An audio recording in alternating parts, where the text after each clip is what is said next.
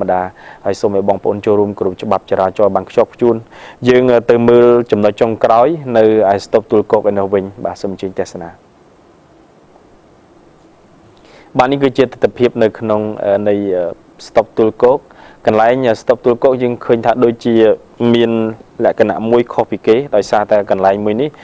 ភាគច្រើនគឺប្រមូលផ្ដុំនៃការធ្វើដំណើរទៅមកច្រើនទាំងទៅទាំងមកទាំងបត់ស្ដាំទាំងបត់ឆ្វេងតែទោះជាយ៉ាងណាសូមបងប្អូនរបស់យើង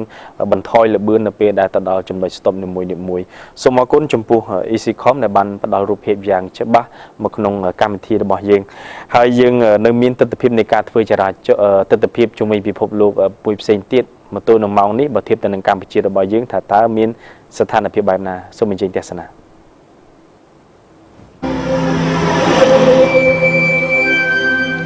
ជាដំបូងខ្ញុំសូមអញ្ជើញលោកនាងកញ្ញាទៅតាមដានទស្សនាទីក្រុងដូសេដុសនៃប្រទេសអាល្លឺម៉ង់ម៉ោង 6:58 នាទីព្រឹកទៅហើយសីតុណ្ហភាពមានកម្រិត 14 អង្សាសេបាទដល់ឡែកនេះគឺជាទស្សនវិជ្ជានៅក្នុងទីក្រុងដូហានៃប្រទេសកាតាបាទម៉ោង 7:58 នាទីខ្វះតែ 2 នាទីម៉ោង 8 ព្រឹកបាទហើយសីតុណ្ហភាពកម្រិត 34 អង្សាសេបាទដល់ឡែកនេះគឺជាទស្សនវិជ្ជានៅក្នុងទីក្រុង Cape Town បាទនៃប្រទេសអាហ្វ្រិកត្បូងខ្វះតែ 2 នាទីម៉ោង 7 ព្រឹកប៉ុន្តែដូចជានៅល្ងិតនៅឡើយទេសីតុណ្ហភាពកម្រិត 14 អង្សាសេយើងទៅកាន់ Melbourne នៅវិញគឺភ្លឺច្បាស់ប៉ុន្តែខ្វះតែ 2 នាទីទេម៉ោង 3 រសៀលហើយសីតុណ្ហភាពមានកម្រិត 21 អង្សាសេបាទនេះគឺជាទស្សនវិជ្ជានៅក្នុងទីក្រុងទីស៊ីណូនៃប្រទេស Swiss ម៉ោង 6:58 នាទីព្រឹកបាទសីតុណ្ហភាពមានកម្រិត 15 អង្សាសេបាទដោយឡែកនៅឯទីក្រុង Dresden នៃប្រទេសអាល្លឺម៉ង់ឯនោះវិញខ្វះតែ 1 នាទីទេម៉ោង 7 ព្រឹកសីតុណ្ហភាពដូចជាត្រជាក់ជាងគេបន្តិចមានកម្រិត 12 អង្សាសេបាទហើយវាស្របពេលដែលប្រជាជនកម្ពុជារបស់យើងឥឡូវនេះដូចជាមិនសូវជាភ្លៀងប្រហែលដែរទេយើងមកមើលទីក្រុងគៀវនៃប្រទេសអ៊ុយក្រែនឯនេះវិញខ្វះ 1 នាទីម៉ោង 8 ព្រឹកទៅហើយសីតុណ្ហភាពគឺទាបជាងគេកម្រិត 10 អង្សាសេចំណែកឯទីក្រុងសាល់ស្បឺកនៃប្រទេសអូទ្រីសនេះវិញបាទมันបានបង្ហាញអំពីសីតុណ្ហភាពឬក៏ល្វែងម៉ោងនៅឡើយទេប៉ុន្តែបានបង្ហាញអំពីការប្រែប្រួលអាកាសធាតុដ៏លឿនបាទដែលនាងបានឃើញច្បាស់ហើយយើងទៅកាន់ទីក្រុងស៊ីដនីនៃប្រទេសអូស្ត្រាលីនោះវិញក៏ដូចគ្នានេះដែរបាទมันបានបង្ហាញពីសីតុណ្ហភាពឬក៏យ៉ាងណាទេបាទដែលលោកនាងបានស្គាល់ច្បាស់និមិត្តរូបបាទដំបូងនេះឯងអរគុណចំពោះការតាមដានទស្សនារបស់លោកអ្នកនៅក្នុងពេលនេះហើយឥឡូវនេះយើងមកតាមដានព្រឹត្តិការណ៍ព័ត៌មានពិស្ដាររបស់យើងនៅក្នុងថ្ងៃនេះផ្ដើមជាដំបូងយើងទៅចាប់អារម្មណ៍មជ្ឈមណ្ឌលជាតិប្រយុទ្ធនឹងជំងឺគ្រុនចាញ់របស់ប្រទេសកម្ពុជាបានបង្ហាញថាអត្រាអ្នកស្លាប់ដោយសារតែជំងឺគ្រុនចាញ់បានធ្លាក់ចុះ 52% នៅក្នុងឆមាសទី1ឆ្នាំ 2013 នេះបើធៀបទៅនឹងរយៈពេលដូចគ្នាកាលពីឆ្នាំ 2012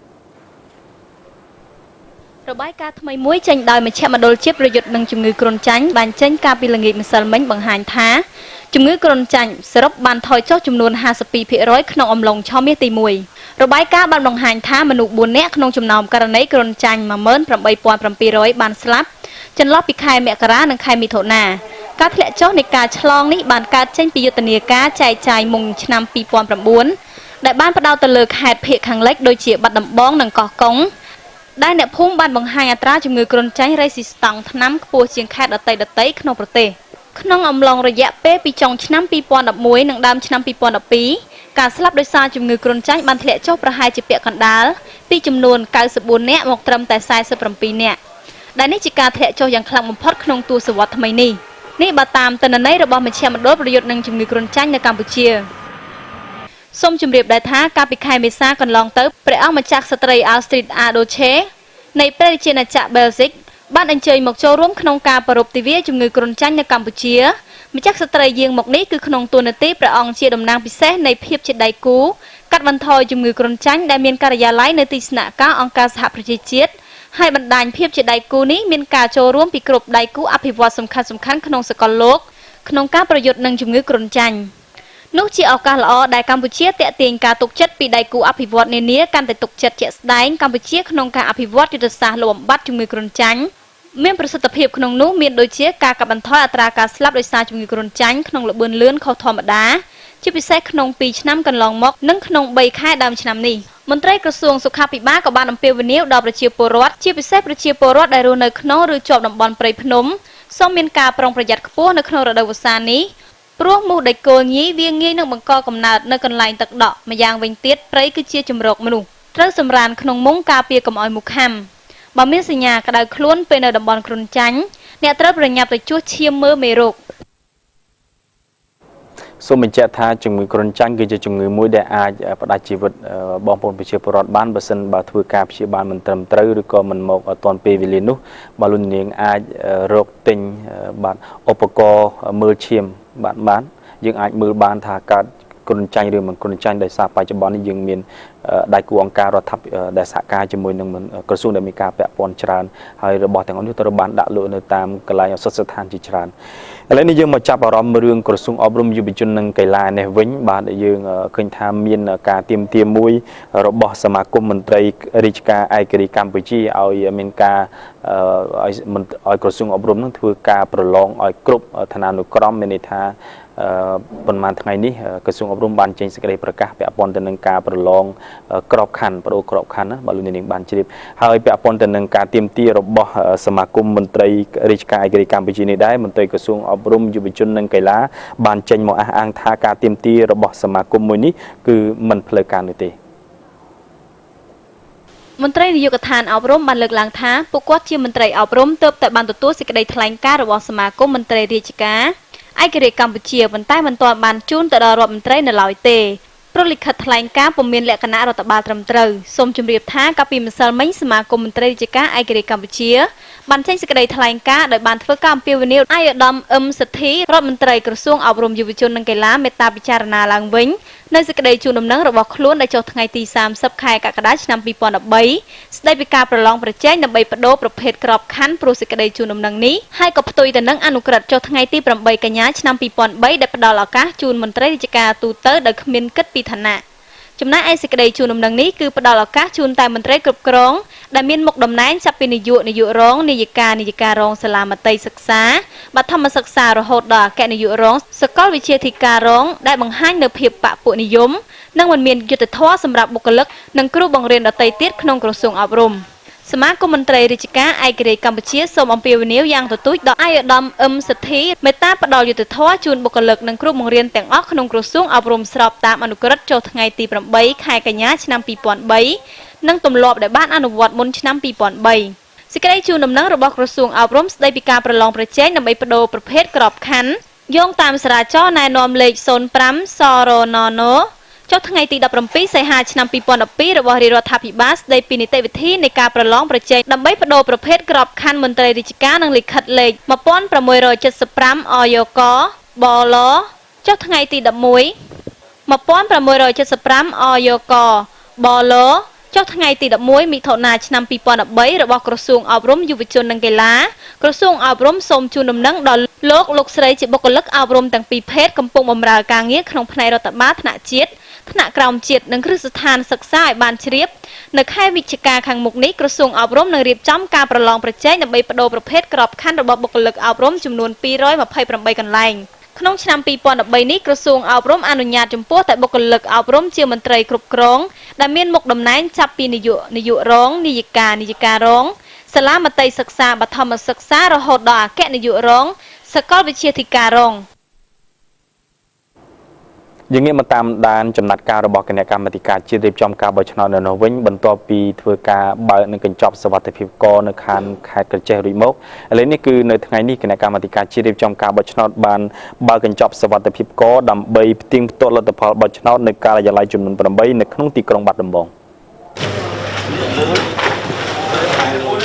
នៅព្រឹកថ្ងៃទី28ខែសីហាឆ្នាំ2013គណៈកម្មាធិការជាតិរៀបចំការបោះឆ្នោតបានចាប់ផ្ដើមបើកកញ្ចប់សុវត្ថិភាពកដើម្បីពិនិត្យផ្ទៀងផ្ទាត់លទ្ធផលបោះឆ្នោតនៅការិយាល័យបោះឆ្នោតចំនួន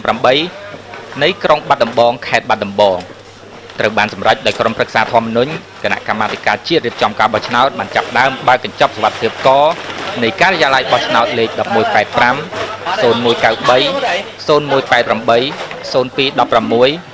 0217 0202 0204 និង1122ដើម្បីផ្ទៀងផ្ទាត់សម្លេងឆ្នោតក្នុងទម្រង់1102 1108និងក្រដាស់កត់ត្រាសម្លេងឆ្នោតដែលគិតរហូតមកដល់ម៉ោង 12 ថ្ងៃត្រង់នេះកញ្ចប់សុវត្ថិភាពក៏នៅមិនទាន់រកឃើញមានភាពមិនប្រក្រតីដែលកើតមានទាំង8ការិយាល័យនៅឡើយទេការបើកកញ្ចប់សុវត្ថិភាពក៏ដើម្បីផ្ទៀងផ្ទាត់សម្លេងឆ្នោតដែលនឹងអាចអូសបន្លាយពេលរហូតដល់មួយថ្ងៃនោះមានការចូលរួមពីតំណាងគណៈបកនយោបាយអ្នកសង្កេតការណ៍ជាតិអន្តរជាតិអ្នកសារព័ត៌មាននិងតំណាងក្រុមប្រឹក្សាធម្មនុញ្ញចូលរួមពិនិត្យនិងស៊ើបអង្កេតគួរកត់សម្គាល់ថានេះគឺជាលើកទី2ហើយដែលគណៈកម្មាធិការជាតិរៀបចំការបោះឆ្នោតបានបើកកញ្ចប់សុវត្ថិភាពក៏ដើម្បីផ្ទៀងផ្ទាត់សម្លេងឆ្នោតកាលពីថ្ងៃទី25ខែសីហាឆ្នាំ2013គណៈកម្មាធិការជាតិរៀបចំការបោះឆ្នោតបានបើកកញ្ចប់សុវត្ថិភាពក៏នៅ13ការិយាល័យបោះឆ្នោតក្នុងឃុំស្វាយជ្រះខេត្តក្រចេះដើម្បីផ្ទៀងផ្ទាត់ពិនិត្យលទ្ធផលដែលក្នុងពេលពិនិត្យកញ្ចប់សុវត្ថិភាពក៏ទាំង13នោះគឺមាន10កញ្ចប់ចំហនិងមាន3កញ្ចប់មានការវេចខ្ចប់ត្រឹមត្រូវចំពោះករណីមានកញ្ចប់សុវត្ថិភាពក៏មួយចំនួនក្នុងការិយាល័យបោះឆ្នោតក្នុងឃុំស្វាយជ្រះខេត្តក្រចេះដែលមិនត្រូវបានវេចខ្ចប់ត្រឹមត្រូវនោះត្រូវបានឯកឧត្តមទេនិថាអគ្គលេខាធិការគណៈកម្មាធិការជាតិរៀបចំការបោះឆ្នោតអះអាងថាគឺជាកំហុសបច្ចេកទេសហើយមិនប៉ះពាល់ទៅដល់លទ្ធផលបោះឆ្នោតនោះទេខ្ញុំឈុំឈវ័នធ្វើសេចក្តីរាយការណ៍ឥ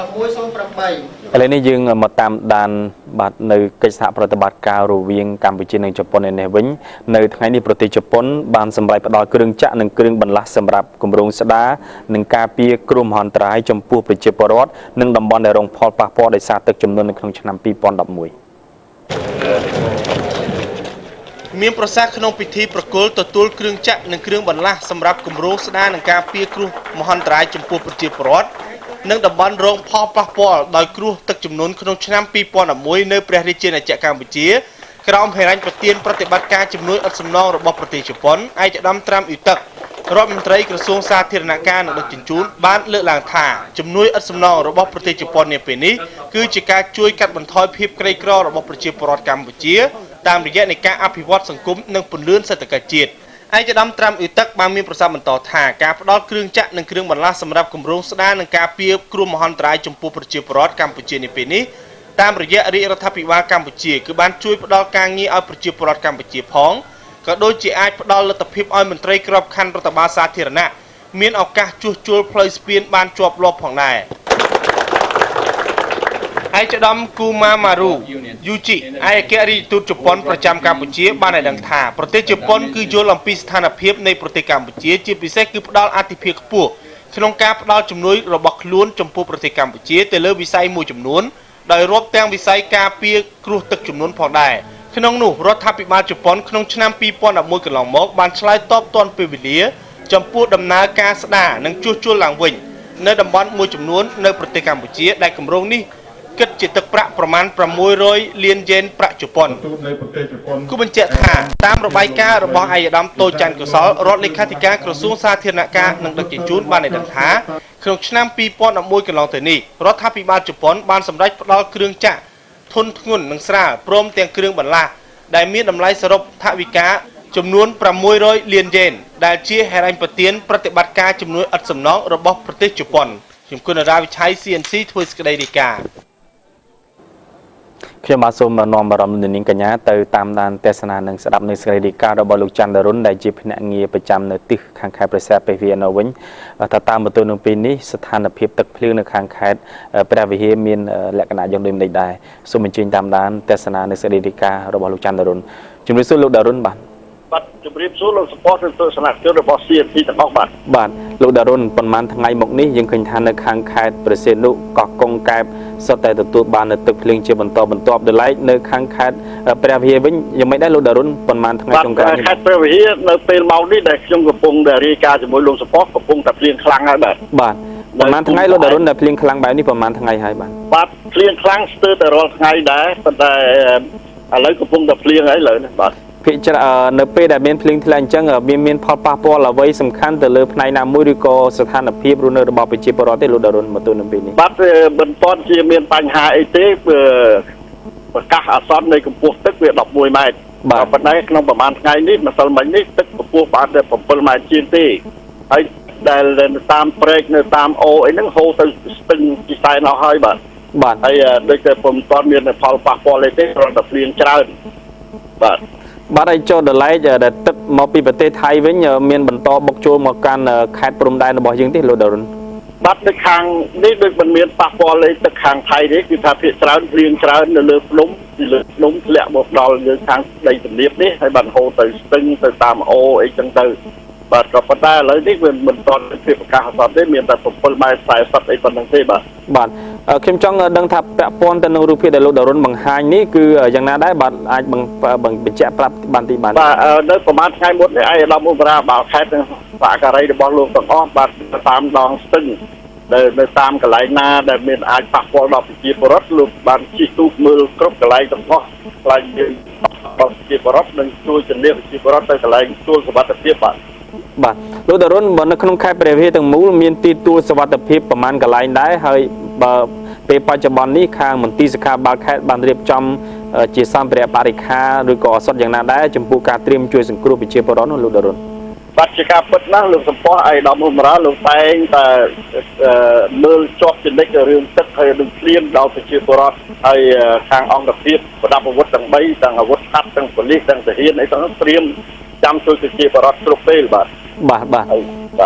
អរគុណលោកដរុនចំពោះសេចក្តីរាយការណ៍របស់លោកនៅពេលនេះបាទសូមជម្រាបលាលោកដរុនបាទឥឡូវនេះយើងទៅតាមដានសកម្មភាពរបស់ក្រសួងឧស្សាហកម្មរ៉ែនោះវិញបាទក្រសួងឧស្សាហកម្មកំពុងតែជំរុញការអនុវត្តស្តង់ដារដើម្បីឲ្យផលិតផលនិងសេវាក្នុងស្រុកមានគុណភាពដែលជាការរួមចំណែកមួយក្នុងដំណើរការឈានទៅកាន់សមាហរណកម្មអាស៊ានឆ្នាំ2015ក្រមមន្ត្រីជំនាញស្តង់ដាររបស់កម្ពុជាកំពុងតែត្រូវបានបណ្ដុះបណ្ដាលជំនាញស្ដីពីមុខងារស្តង់ដារនៅក្នុងការអភិវឌ្ឍសេដ្ឋកិច្ចនិងពាណិជ្ជកម្មក្រោមគម្រោងពង្រឹងស្ថាប័នស្តង់ដារជាតិខណៈដែលវិស័យស្តង់ដារនេះគឺជាផ្នែកដ៏សំខាន់មួយក្នុងដំណើរឈានទៅកាន់ការបង្កើតសហគមន៍អាស៊ាននៅឆ្នាំ2015ខាងមុខប្រធានវិទ្យាស្ថានស្តង់ដារកម្ពុជានៃក្រសួងឧស្សាហកម្មអាដាមអ៊ុចបូរ៉ាបានលើកឡើងនៅក្នុងសិក្ខាសាលាស្ដីពីមុខងារស្តង់ដារនៅក្នុងការអភិវឌ្ឍសេដ្ឋកិច្ចនិងពាណិជ្ជកម្មនាព្រឹកថ្ងៃនេះនៅរាជធានីភ្នំពេញថារាជរដ្ឋាភិបាលបានដាក់ចេញនូវគោលនយោបាយនិងយុទ្ធសាស្ត្រជំរុញការនាំចេញផលិតផលកម្ពុជាទៅកាន់ទីផ្សារតំបន់និងអន្តរជាតិព្រមទាំងបានប្រគល់ភារកិច្ចឲ្យក្រសួងឧស្សាហកម្មរ៉ែនិងធម្មពលជាពិសេសវិទ្យាស្ថានស្តង់ដារកម្ពុជាសហការជាមួយនឹងបណ្ដាក្រសួងនិងស្ថាប័នពាក់ព័ន្ធរៀបចំស្តង់ដារកម្ពុជាសម្រាប់ផលិតផលឲ្យបានច្រើននិងជំរុញការអនុវត្តស្តង់ដារឲ្យបានកាន់តែខ្លាំងក្លាដើម្បីធ្វើឲ្យផលិតផលនិងសេវានៅក្នុងស្រុកមានគុណភាពខ្ពស់និងមានសុវត្ថិភាពចំពោះអ្នកប្រើប្រាស់ស្របទៅតាមសេចក្តីតម្រូវការនៃទីផ្សារតំបន់និងអន្តរជាតិនឹងរួមចំណែកប្រកួតប្រជែងជាមួយនឹងផលិតផលនាំចូលជាពិសេសនៅក្នុងឱកាសសមាហរណកម្មសេដ្ឋកិច្ចអាស៊ាននាឆ្នាំ2015ខាងមុខនេះអាដាមបានបន្តថាសិក្ខាសាលានាថ្ងៃនេះគឺជាវិធានការមួយក្នុងចំណោមវិធានការនានាក្នុងការបង្កើនការយល់ដឹងនិងពង្រឹងធនធានមនុស្សស្ថាប័នស្តង់ដារជាតិនិងផ្នែកពាក់ព័ន្ធផ្សេងៗរួមទាំងការចូលរួមពីវិស័យឯកជនដើម្បីឲ្យមានសមត្ថភាពគ្រប់គ្រាន់អាចចូលរួមក្នុងសកម្មភាពស្តង់ដាររូបនីយកម្មទាំងថ្នាក់ជាតិតំបន់និងអន្តរជាតិពាក់ព័ន្ធនឹងការរៀបចំស្តង់ដារជាតិអាដាមអ៊ុចបូរ៉ាបានបញ្ជាក់ថាវាទាមទារពេលវេលានិងថវិកាច្រើនការរៀបចំស្តង់ដារជាតិនេះសម្រាប់ផលិតផលនីមួយៗគឺចំណាយពេលវេលាហើយចំណាយថវិកាច្រើនព្រោះវាមានលំដាប់លំដោយជំហានការងាររបស់វាបាទប៉ុន្តែគាត់ថានៅពេលដែលយើងរៀបចំហើយស្តង់ដារជាតិមួយវាមានប្រយោជន៍ណាស់សម្រាប់ការងារជំរុញការអភិវឌ្ឍផ្នែកឧស្សាហកម្មក៏ដូចជាពាណិជ្ជកម្មនៅក្នុងប្រទេសយើងអាដាមបានបន្ថែមថាដោយសារប្រទេសកម្ពុជាជាសមាជិករបស់អង្គការពាណិជ្ជកម្មពិភពលោកហេតុនេះកម្ពុជាមានកាតព្វកិច្ចអនុវត្តកិច្ចព្រមព្រៀងចំនួន2ពាក់ព័ន្ធទៅនឹងកិច្ចការស្តង់ដាររូបនីយកម្មនិងការវិយតម្លៃភាពអនុលោមដែលជាកិច្ចព្រមព្រៀងស្តីពីរបាំងបច្ចេកទេសចំពោះពាណិជ្ជកម្មនិងកិច្ចព្រមព្រៀងស្តីពីវិធានអនាម័យនិងពុទ្ធគមអនាម័យអាដាមបានបញ្ជាក់ថាប្រទេសជាសមាជិកត្រូវយកកិច្ចព្រមព្រៀងទាំងពីរនេះព្រមទាំងគោលការណ៍ណែនាំនានារបស់អង្គការស្តង់ដារអន្តរជាតិហៅកាត់ថា ISO មកធ្វើជាមូលដ្ឋានរៀបចំស្តង់ដារជាតិនិងបទបញ្ញត្តិបច្ចេកទេសរបស់ប្រទេសរបស់ខ្លួនឲ្យមានតម្លាភាពនៅក្នុងការអនុវត្តទាំងនៅទីផ្សារក្នុងស្រុកទីផ្សារតំបន់និងទីផ្សារអន្តរជាតិ ឥឡូវនេះខ្ញុំបានសូមបញ្ជូនកញ្ញាទៅតាមដានទស្សនវិជ្ជាមួយទៀតនៅខាងខេត្តព្រះសីហនុបើយោងតាមសេចក្តីរាយការណ៍របស់លោកហ៊ុយប៊ុនលេងប៉ុន្មានថ្ងៃមុននេះគឺខេត្តព្រះសីហនុមានការទទួលទឹកភ្លៀងជាបន្តបន្ទាប់ហើយមកទល់នឹងពេលនេះថាតើមានការប្រែប្រួលឬក៏យ៉ាងណាសូមជម្រាបសួរលោកហ៊ុយប៊ុនលេងបាទជំរាបសួរលោកសំភ័ពបាទសូមគោរពទូរទស្សនិកជនជាទីគោរពបាទលោកប៊ុនលេងខេត្តព្រះសីហនុតើខុសពីខេត្តព្រះវិហារដែរឬទេពីព្រោះថាលោកដរុនមុននេះបានបញ្ជាក់ថាភ្លៀងកំពុងតែខ្លាំងចុះនៅខេត្តព្រះសីហនុយ៉ាងម៉េចដែរមកទល់នឹងម៉ោងថ្មនេះបាទនៅពេលដែលយើងកំពុងតែឆ្លងរាយការណ៍ព័ត៌មាននេះស្ថានភាពភ្លៀងបានថយបន្តិចហើយតែបើយើងប្រៀបធៀបកាលពីថ្ងៃម្សិលមិញមកទល់គ្នានឹងព្រឹកប្រហែលជាទល់គ្នានឹងម៉ោង9ម៉ោង10នេះយើងឃើញមានភ្លៀងធ្លាក់រាយប៉ាយស្ទើរតែគ្រប់ទីកន្លែងទាំងអស់តាមបណ្ដាខេត្តតំបន់ឆ្នេរជាពិសេសនៅក្រុងព្រះសីហនុលោកសំភ័ពបាទកម្ពស់ទឹករលកវិញលោកសង្កេតឃើញថាមានកម្ពស់ប្រហែលប្រមាណដែរលោកប៊ុនលេងបាទมันមានចំណោទខ្លាំងទេដោយសារតែយើងឃើញមានតែភ្លៀងទេមិនទៅមានខ្យល់ខ្លាំងទេហើយករណីកម្ពស់រលកខ្លាំងនៅពេលដែលមានខ្យល់ខ្លាំងទៅតែរលកសមុទ្រនេះខ្ពស់ខ្លាំងបាទសរុបមកយើងនៅស្ថានភាពនេះដូចជាមិនមានអ្វីធ្ងន់ធ្ងរទេសម្រាប់បញ្ហាអាកាសធាតុនៅតំបន់ឆ្នេរសមុទ្រក្រុងព្រះសីហនុបាទជាសំណួរភ្ជាប់មួយពាក់ព័ន្ធទៅនឹងអាហារសមុទ្រខ្ញុំប្រហែលថ្ងៃមុនខ្ញុំបានទៅខេត្តព្រះសីហនុគឺថ្ងៃសៅរ៍ថ្ងៃអាទិត្យ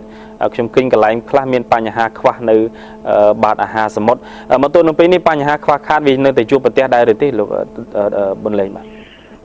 បើតាមស្ថានភាពជាក់ស្ដែងព្រឹកមិញដែលក្រុមការងារយើងបានទៅដល់កន្លែងប្រមូល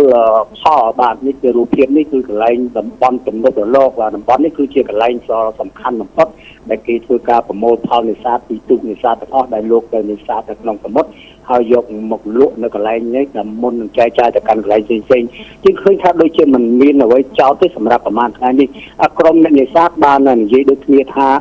សម្រាប់អាកាសធាតុប្រមាណថ្ងៃនេះមិនឃើញមានការប៉ះពាល់ទៅលើការនេសាទសមុទ្រដែលធ្វើឲ្យមានការខ្វះខាតទេប៉ុន្តែបើសិនបើមានភ្លៀងធ្លាក់ខ្លាំងដូចកាលពីក្នុងចន្លោះប្រហែលពីគេហៅថាកន្លះខែមុនបាទកន្លះខែមុននោះគឺបញ្ហាហើយបើយើងសរុបមើលនៅក្នុងប្រមាណថ្ងៃនេះយើងឃើញថាផលិតផលសមុទ្រដូចជាក្តាមត្រីបំពីឬម្ហូបអាហារផ្សេងទៀតនោះมันមានចំណោទទេលោកសំភ័ពដោយសារតែអ្នកនេសាទគាត់អាចចេញទៅនេសាទបានជាធម្មតាបាទអរគុណលោកប៊ុនលេងចំពោះសេចក្តីរាយការណ៍របស់លោកនៅពេលនេះបាទសូមជម្រាបលាលោកប៊ុនលេងបាទអរគុណសូមជម្រាបលាបាទយើងទៅបន្តតាមដានបញ្ហាអគ្គិភ័យវិញម្ដងបាទបើទោះបីជារដូវនេះជារដូវវស្សាហើយស្របពេលដែលកម្ពុជារបស់យើងមានទទួលទឹកភ្លៀងយ៉ាងណាក៏ដោយប៉ុន្តែបញ្ហាអគ្គិភ័យនៅតែកើតមានតួយ៉ាងដូចជាបាទអគ្គិភ័យមួយបានឆាបឆេះបន្ទប់មួយកន្លែងក្នុងភូមិគ្រឹះរបស់អ្នកស្រីកុដសូម៉ាលីដែលអ្នកស្រីគឺជាសាស្ត្រាចារ្យនៅសាកលវិទ្យាល័យវិចិត្រសិល្បៈអគ្គិភ័យនេះបានកើតឡើងបាទនៅវេលាម៉ោង 8:30 នាទីព្រឹកថ្ងៃទី28 ខែសីហាស្ថិតនៅក្នុងបាទភូមិបន្លាស្អិតសង្កាត់ខ្មួញខណ្ឌសែនសុខបើយោងតាមសេចក្តីរាយការណ៍ព័ត៌មានពីកន្លែងកើតហេតុបានប្រាប់ឲ្យដឹងថាម្ចាស់ផ្ទះកើតហេតុខាងលើនេះគឺអ្នកស្រីកុដសូម៉ាលីដែលជាសាស្ត្រាចារ្យនៅសាកលវិទ្យាល័យវិចិត្រសិល្បៈបច្ចុប្បន្នគាត់ចេញទៅប្រទេសអាមេរិកដោយមិនបាននៅផ្ទះនោះទេតែទន្ទឹមនឹងហេតុការណ៍គ្រោះអគ្គិភ័យខាងលើនេះបណ្ដាលមកពីការទុស្សេខ្សែភ្លើងប៉ុន្តែនៅកន្លែងកើតហេតុគេសង្កេតឃើញរថយន្តផលិតអគ្គិភ័យនៃសាលាខណ្ឌសែនសុខបានទៅជួយអន្តរាគមន៍ភ្លាមដែរក្រោមវត្តមានរបស់លោកម៉ាក់ហុងដែលជាអធិការនគរបាលខណ្ឌនិងលោកម៉ៅម៉ានិតនិងដែលជាអភិបាលរងខណ្ឌគូបញ្ជាក់ថាដោយសារតែមានការអន្តរាគមន៍លឿនពីក្រមសមត្ថកិច្ចនិងអ្នកផលិតអគ្គិភ័យចេញប្រតិបត្តិការទាន់ពេលវេលាទើបបណ្ដាលភ្លើងបានរលត់ទៅវិញភ្លាមដោយមិនបណ្ដាលឲ្យនរណាម្នាក់ត្រូវរបួសអ្វីឡើយប៉ុន្តែបន្ទប់មួយកន្លែងក្នុងភូមិគ្រឹះនោះត្រូវបានអគ្គិភ័យឆាបឆេះអស់ជាងពាក់កណ្ដាលទៅហើយបាទយើងមកតាមដានបាទសកម្មភាពរបស់សាលាក្តីខ្មែរក្រហមនេះវិញអ្នកនាំពាក្យសាលាក្តីខ្មែរក្រហមគឺលោកនេតភក្ត្រាបានបញ្ជាក់ឲ្យដឹងថាបុគ្គលិកជាតិនៃសាលាក្តីខ្មែរក្រហមគ្រោងនឹងព្យួរការងារចាប់ពីពេលនេះតទៅរហូតដល់មានដំណោះស្រាយឲ្យពួកគាត់មូលហេតុដោយសារតែពួកគាត់មិនបានទទួលប្រាក់ខែ3ខែមកហើយបើយោងតាមសេចក្តីជូនដំណឹងការិយាល័យរដ្ឋបាលសូមជម្រាបជូនឯកឧត្តមលោកជំទាវលោកស្រីនិងមន្ត្រីជាតិទាំងអស់នៃអវតកជ្រាបថាកាលពីថ្ងៃទី18ដល់ថ្ងៃទី25ខែសីហាឆ្នាំ2013កន្លងមកនេះឯកឧត្តម David Sefor អ្នកជំនាញពី អ្នកជំនាញការពិសេសរបស់ឯកឧត្តមអគ្គលេខាធិការការសហប្រជាជាតិទទួលបន្ទុកសាលាក្តីខ្មែរក្រហមរួមជាមួយនឹងឯកឧត្តមកែវរេមីរដ្ឋលេខាធិការទីស្តីការគណៈរដ្ឋមន្ត្រីតំណាងរាជរដ្ឋាភិបាលកម្ពុជាបានធ្វើដំណើរទៅបណ្ដាប្រទេសអាស៊ានមួយចំនួនដើម្បីធ្វើការគៀងគរថវិកាសម្រាប់អវតកទោះបីជាមានកិច្ចខិតខំប្រឹងប្រែងជាច្រើនពីរាជរដ្ឋាភិបាលកម្ពុជានិងអង្គការសហប្រជាជាតិរហូតមកទល់នឹងពេលនេះអវតកនៅមិនទាន់ទទួលបានការសន្យាផ្ដល់ថវិកាពីបណ្ដាប្រទេសផ្ដល់ជំនួយនិងប្រទេសជាមិត្តនៅឡើយទេដូច្នេះប្រាក់បៀវត្សប្រចាំខែមិថុនាខែកក្កដានិងខែសីហាឆ្នាំ2013បុគ្គលិកជាតិទាំងអស់នៅមិនទាន់អាចបើកជូនបានទេអាស្រ័យដោយអវតកមិនទាន់មានសាច់ប្រាក់គ្រប់គ្រាន់បើយើងទៅតាមដានព័ត៌មានមួយទៀតពាក់ព័ន្ធទៅនឹងក្រុមហ៊ុនម្សៅទឹកដោះគោដោយមិចក្រុមហ៊ុនម្សៅទឹកដោះគោដោយមិចបានបញ្ជាក់ពីការប្រមូលនៅម្សៅទឹកដោះគោដែលមានបញ្ហាពីទីផ្សារនិងការដាក់លក់ឡើងវិញនៅម្សៅទឹកដោះគោថ្មីដែលគ្មានបញ្ហានៅលើទីផ្សារក្រុមហ៊ុន DKSH កម្ពុជា Limited ការិយាល័យឌុយមិចសូមជម្រាបជូនដល់អតិថិជនទាំងអស់ឲ្យបានជ្រាបថាការប្រមូលត្រឡប់មកវិញនៅផលិតផលដែលសង្ស័យថាមានបញ្ហាត្រូវបានសន្មត់បញ្ចប់គ្រប់ផលិតផលឌុយមិចទាំងអស់នៅលើទីផ្សារគឺពិតជាមានសុវត្ថិភាពក្នុងការបរិភោគសូមស្ដាប់សេចក្តីបញ្ជាក់របស់លោកគង់បូនាយកគ្រប់គ្រងទូតប្រចាំឌុយមិចកម្ពុជាពីដំបូងខ្ញុំសូមថ្លែងអំណរគុណយ៉ាងជ្រាលជ្រៅទៅដល់មេដាបេដាកម្ពុជាគ្រប់រូបទាំងអស់ដែលបានជឿយកចិត្តទុកដាក់នៅលើផលិតផលឌុយមិចអស់រយៈពេលជាង18ឆ្នាំមកហើយចាប់តាំងពីថ្ងៃប្រកាសឲ្យប្រមូលត្រឡប់មកវិញនៅផលិតផលឌុយមិចដើម្បីជាការបង្ការទុកមុននោះក្រុមការងារឌុយមិចទាំងអស់បានធ្វើការយ៉ាងសស្រាក់សស្រាំហើយបានសហការជាមួយនឹងអាជ្ញាធរមានសមត្ថកិច្ចរួមទាំងដៃគូពាណិជ្ជកម្មអ្នកលក់ដុំអ្នកលក់រាយហើយនឹងមានការសហការពី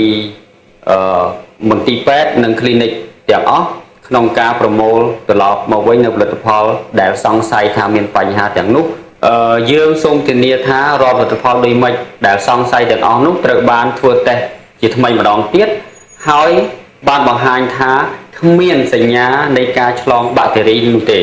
ផលិតផលឌុយមិចតែងតែនៅក្បែរមេដាបៃតានិងទារកតូចៗដោយយោងទៅតាមវិធីសាស្ត្រអភិរក្សដែលគ្មានហានិភ័យរបស់ឌុយមិចរាល់ផលិតផលឌុយមិចទាំងអស់ដែលមានលក់នៅលើទីផ្សារពិតជាមានសុវត្ថិភាពសម្រាប់បរិភោគតាំងនាមឲ្យក្រុមហ៊ុនឌុយមិចទាំងមូលយើងខ្ញុំសូមថ្លែងអំណរគុណយ៉ាងជ្រាលជ្រៅទៅដល់អាជ្ញាធរមានសមត្ថកិច្ចដៃគូពាណិជ្ជកម្មមេដាបៃតាទាំងអស់ដែលនៅតែបន្តជឿជាក់និងទុកចិត្តលើផលិតផលឌុយមិចរបស់យើងប្រសិនបើលោកអ្នកមានសំណួរឬក្តីបារម្ភផ្សេងៗសូមតាក់ទងមកលេខទូរស័ព្ទ012 222 160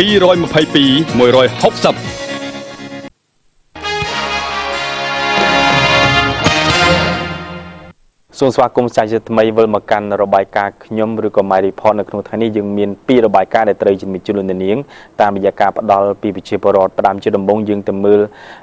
បាត់ព្រៃស្មៅដោះជុំវិញទីបញ្ជាការដ្ឋានអាវុធហត្ថនិងសាលាដំបងខេត្តកំពង់ឆ្នាំងវិជាពរដ្ឋបានផ្ញើមកកាន់ CNC វគ្គរបាយការណ៍ខ្ញុំថាផ្លូវក្រាលកស៊ូនៅជុំវិញទីបញ្ជាការដ្ឋានកងរាជអាវុធហត្ថនិងសាលាដំបងខេត្តកំពង់ឆ្នាំងបច្ចុប្បន្ននេះត្រូវបានគេមើលឃើញថាមានព្រៃដោះជុំចិត្តស្ទើរតែវែងប្រឡោះដើរទៅហើយប៉ុន្តែមន្ត្រីស្ថាប័នទាំងពីរនេះមិនបានអើពើធ្វើការសមាននោះឡើយប្រជាពលរដ្ឋនៅក្នុងខេត្តកំពង់ឆ្នាំងបានរិះគន់ថាស្មៅនឹងព្រៃបានដោះស៊ុបទ្រុបស្ទើរคล้ายទៅជាព្រៃគ្រប់ទៅហើយប៉ុន្តែមន្ត្រីអាវុធហត្ថក៏ដូចជាមន្ត្រីតុលាការអត់មើលឃើញនៅបរិស្ថានជុំវិញខ្លួនប្រជាពលរដ្ឋសួរដោយឆ្ងល់ថាតើមន្ត្រីអាវុធហត្ថនិងមន្ត្រីសាលាដំបងខេត្តកំពង់ឆ្នាំងមើលមិនឃើញឬក៏ធ្វើមិនឃើញបានជាទុកព្រៃនេះធ្វើជាព្រៃសម្រាប់ចិញ្ចឹមមូសខ្លានៅកណ្ដាលក្រុងទៅវិញក្រៅពីមានព្រៃដោះស៊ុបទ្រប់គេឃើញមានគំនរសម្រាមជាច្រើនទៀតត្រូវបានគេក